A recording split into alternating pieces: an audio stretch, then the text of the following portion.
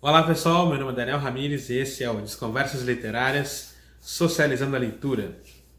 Chegamos na 7ª semana do nosso projeto e para quem está acompanhando a série sabe que se trata de um projeto sobre literatura e eu estou aqui para falar com vocês sobre Luiz Fernando Veríssimo e suas crônicas. Então toca a vinheta e vem comigo.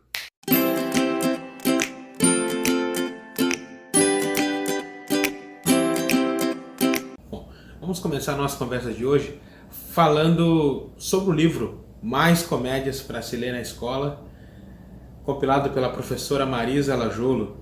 O livro agrupa 38 crônicas de Luiz Fernando Veríssimo e uma da professora. Ao falarmos sobre crônica, um dos principais nomes, talvez um dos primeiros que vem à mente, é o do cronista Luiz Fernando Veríssimo.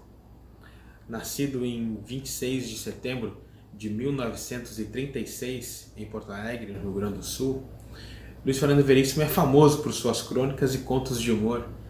Ele também é jornalista, tradutor, roteirista de programas de televisão e músico.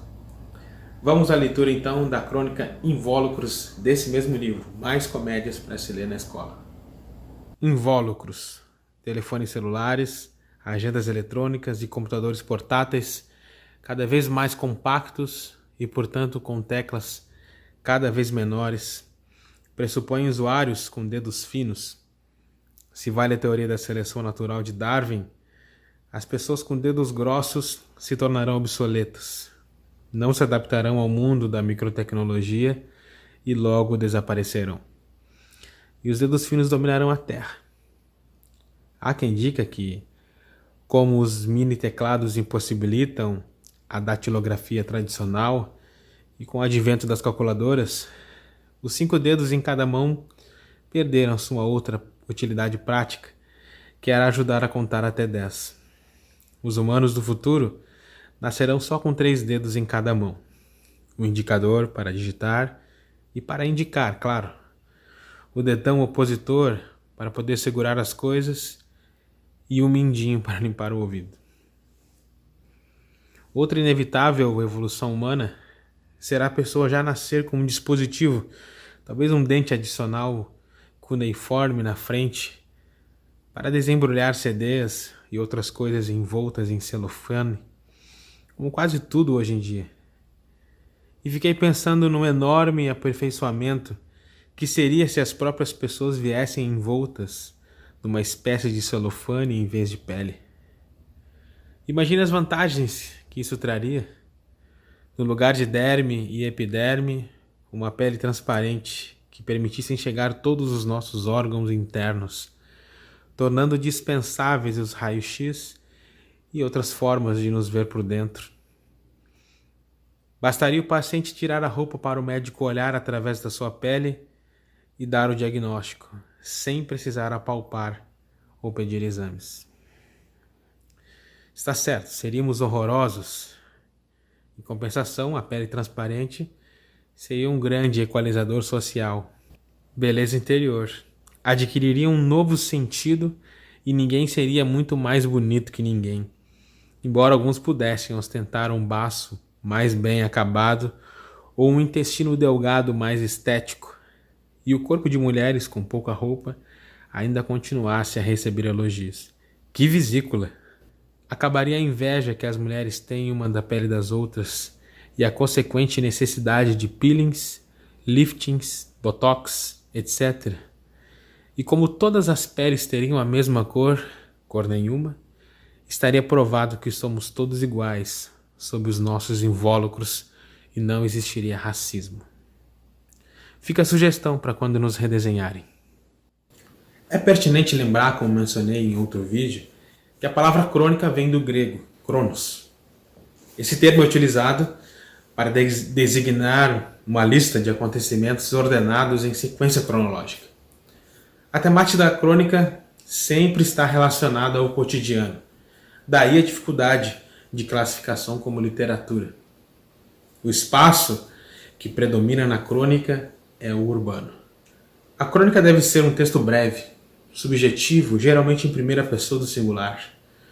O diálogo aparece na crônica como uma conversa do autor com o leitor imaginário, sendo o monólogo, enquanto autorreflexão, e diálogo enquanto a linguagem se notabiliza por ser coloquial, priorizando termos comuns à fala da época em que ela é produzida.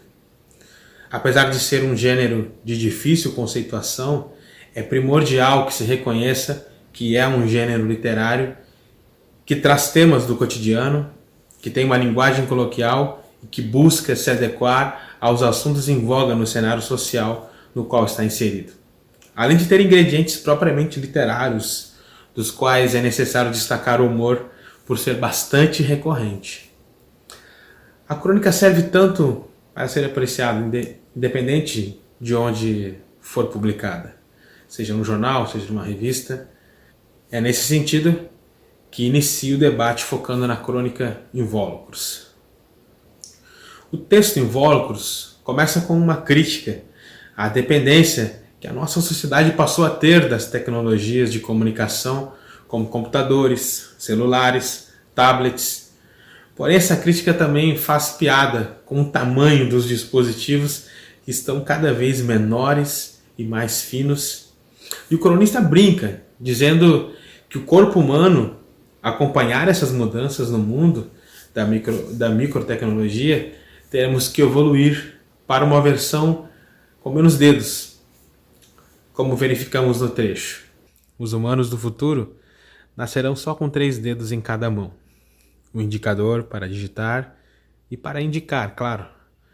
O dedão opositor para poder segurar as coisas e o mindinho para limpar o ouvido. Cabe salientar a crítica de que esse avanço tecnológico inevitavelmente causaria uma espécie de separação, de expulsão de diversos indivíduos que não se adaptassem, como descrito no trecho. Se vale a teoria da seleção natural de Darwin, as pessoas com dedos grossos se tornarão obsoletas, não se adaptarão ao mundo da microtecnologia e logo desaparecerão, e os dedos finos dominarão a Terra. Nesse trecho, a reflexão trazida por Veríssimo repousa no aspecto seletivo desse avanço da tecnologia, em que invariavelmente uma parcela das pessoas seria isolada. A teoria de Darwin propõe que o mais forte sobrevive se adaptando a situações mais adversas que vão contra a sua própria sobrevivência. A relação simbólica aqui, sobre a seleção natural, exposta no texto, evidencia essa premissa de adequação para sobreviver nesse mundo novo. No trecho, há quem diga que como os mini teclados impossibilitam a datilografia tradicional e com o advento das calculadoras, os 5 dedos da mão perderam a sua outra utilidade prática, que era ajudar a contar até 10. Os humanos do futuro nascerão só com 3 dedos em cada mão. O indicador para digitar e para indicar, claro, o dedão opositor para poder segurar as coisas e o mindinho para limpar o ouvido. É possível verificar nesse recorte uma referência à datilografia tradicional, que se valia da habilidade das pessoas em utilizar praticamente todos os dedos para produzir textos nas máquinas de escrever. E com as calculadoras, que possibilitam cálculos utilizando apenas um dedo para digitar, e assim os demais dedos não teriam mais necessidade para se contar até 10, por exemplo. E frisa que os próximos seres humanos adaptados teriam apenas 3 dedos na mão, cada qual com uma função. O indicador para digitar e indicar, o dedão para segurar as coisas e o mínimo para limpar o ouvido. Inclusive, Veríssimo ressalta essas críticas sobre o uso exagerado das tecnologias, como estamos vendo, mas o faz com bom humor. Ao comentar sobre o uso do dedo mínimo, dando a ele uma função capaz de gerar o inesperado e causar a quebra da expectativa que gera o riso. Então, de sarcasmo, que toma conta de todo o texto, o narrador continua elaborando outras evoluções que o corpo teria que desenvolver para acompanhar os novos aparelhos eletrônicos. No trecho seguinte, o narrador vai além, ao constatar, dando mais elementos ao deboche do discurso, que os humanos, na verdade, deveriam se adaptar a essa realidade que está posta para que assim a vida fosse facilitada de uma vez. No trecho, outra inevitável evolução humana será a pessoa já nascer com um dispositivo, talvez um dente adicional, cuneiforme na frente, para desembrulhar CDs e outras coisas envoltas em celofane, como quase tudo hoje em dia. O narrador avalia então, ainda no universo das adaptações evolutivas dos seres humanos, que as pessoas nasçam com um dispositivo que seja útil para abrir diversos invólucros, reforçando assim a questão do consumo exagerado presente na fala envoltas em celofane, como quase tudo hoje em dia. Já no trecho, e fiquei pensando no enorme aperfeiçoamento que seria se as próprias pessoas viessem envoltas numa espécie de celofane em vez de pele, imagine as vantagens que isto traria. No lugar de derme e epiderme, uma pele transparente que permitisse enxergar todos os nossos órgãos internos, tornando dispensáveis os raios-x e outras formas de nos ver por dentro.